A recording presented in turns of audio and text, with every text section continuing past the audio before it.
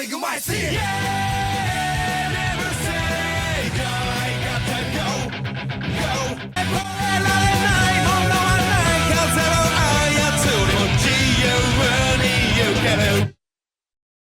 Hello everybody, and welcome back to more of the Yu-Gi-Oh! GX deck profiles. It's me, Cooper, and today we're going to talk about the Paradox Brothers.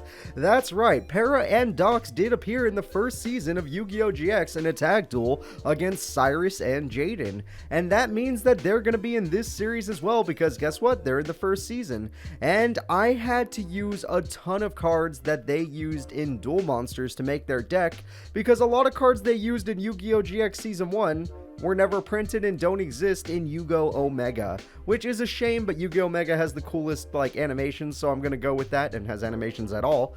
So I'm gonna go with this one, and I'm afraid that they just do not get those cards. They don't exist. So yes, the Gate Guardian monster that evolves after Gate Guardian gets destroyed, I'm afraid it just does not exist here.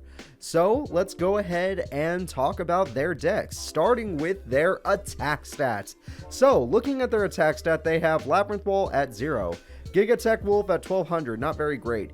Gate Guardian at 3,750, that definitely makes the attack stat go up. Songa's at 2,600, stronger than a Dark Magician, that makes it go up.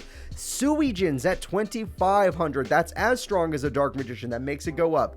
Kaizijin's at 2,400, that's as strong as a Red Eyes Black Dragon, that makes it go up.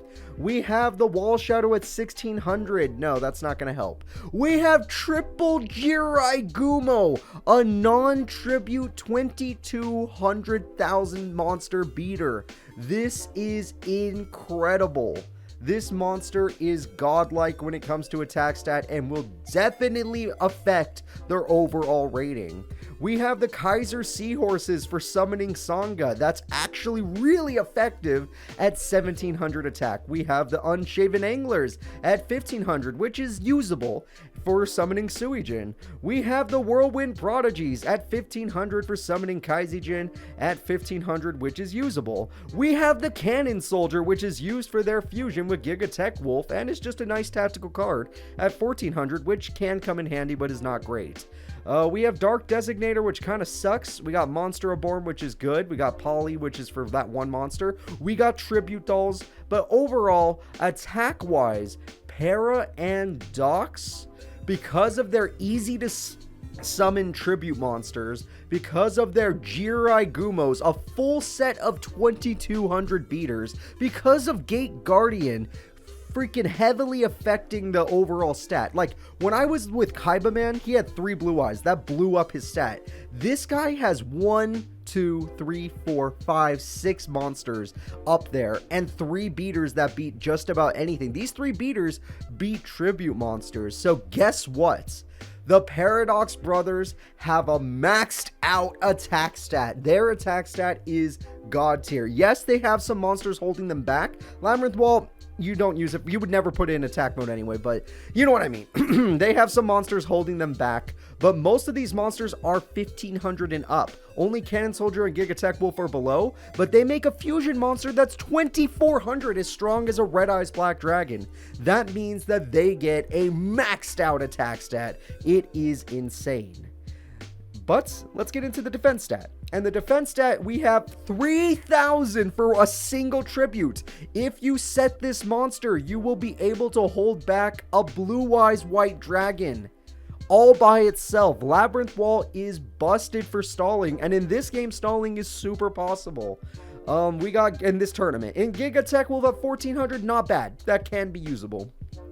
Gate Guardian at 34, that's going to mess everything up because it's so high that it's going to make the average go up. Sangha at 22, acceptable. Suijin at 24, actually really good. Kaizijin at 22, acceptable. Jirai Gumo at 100, this kind of, all 3 of these tear apart Labyrinth Wall. These two together messed that up. But Wall Shadow has another 3,000, so that means these 2 make up for these 3, basically. Kaiser Seahorse at 1,650, that's definitely usable. Unshaven at 1,600, that's usable.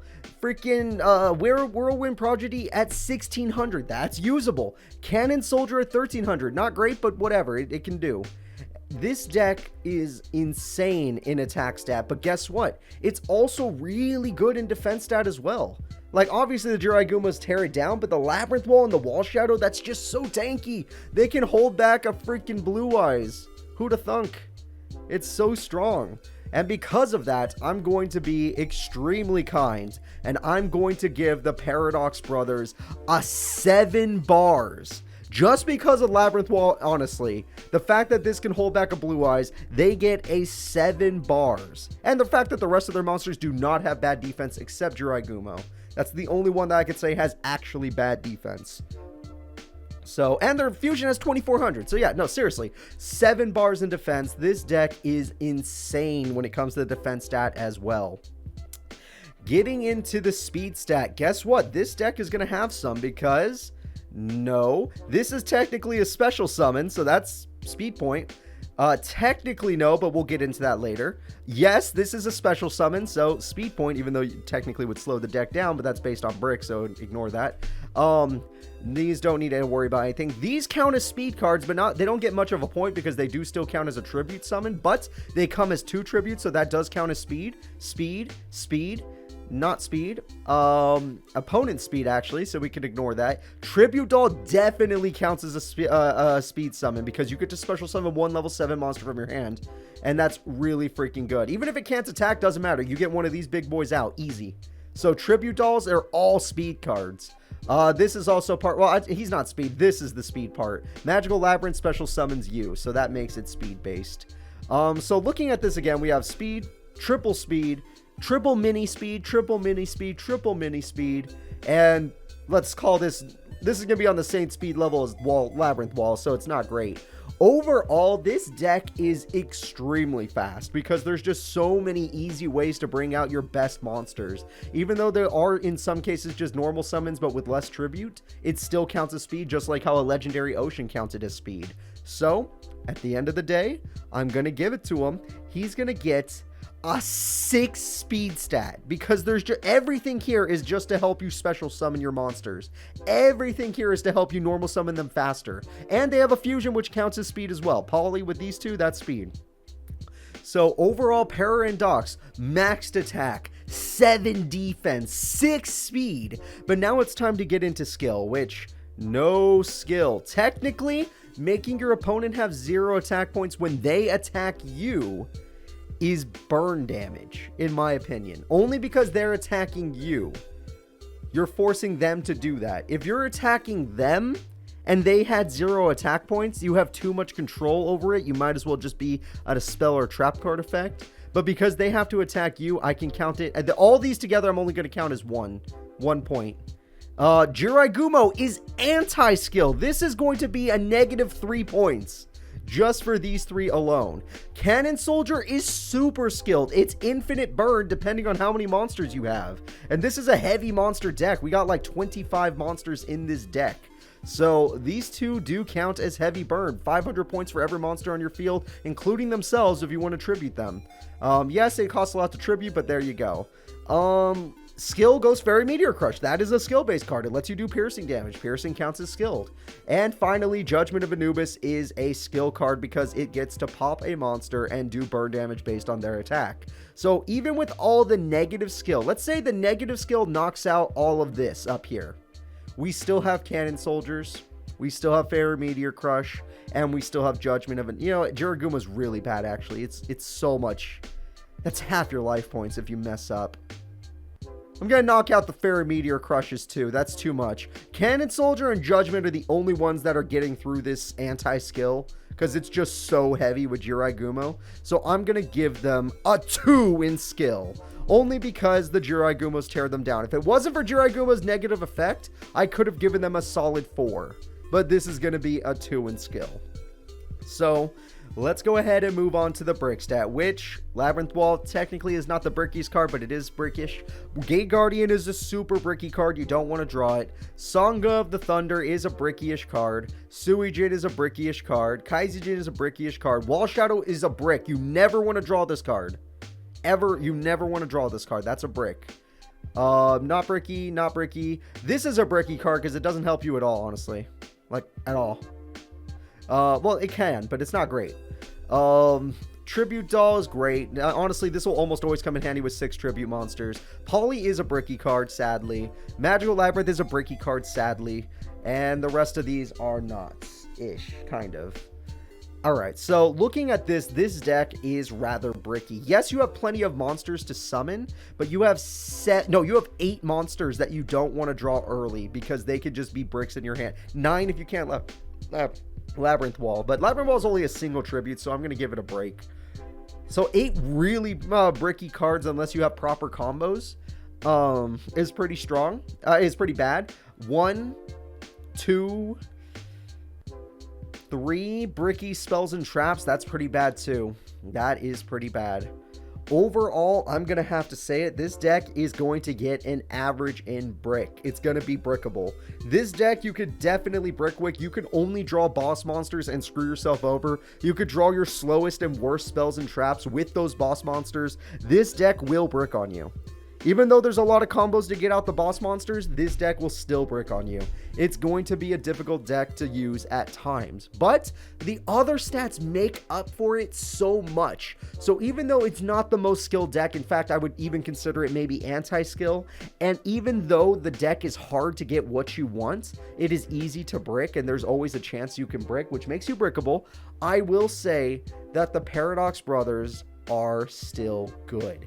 And when it comes to a tournament winner, this deck, with its maxed out attack, almost maxed out defense, and heavy speed, is definitely going to be a tournament winner, or at least has the potential of a tournament winner. So, I'm going to do it.